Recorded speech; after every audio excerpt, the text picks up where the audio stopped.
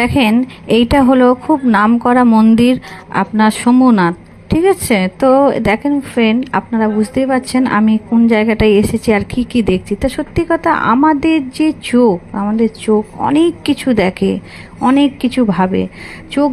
চোখটা এত সুন্দর জিনিস যে দেখে অনুভব করতে পারি যে এই যে প্রকৃতি, গাছগুলো দেখতে পাচ্ছেন, এই আকাশ, এই রাস্তাঘাট, এই দৌড়ভাগ, এই লাইফটা, এত ব্যস্ততার মধ্যেও জীবনটাকে যে আমরা কাটাই, মাঝে মাঝে না চোখটাকেও ভাবি না একটু রেস্ট যদি দিতে পারতাম।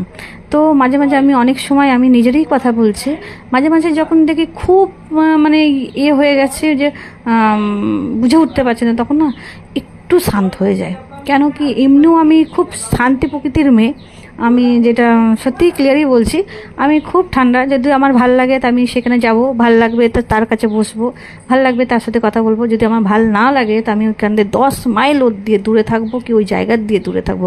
কিন্তু হ্যাঁ, কাউকে যদি সম্মান না করতে পারি তাকে অপমানও করবো না ফ্রেন্ড। এইটাই হলো নীতি প্রকৃতি।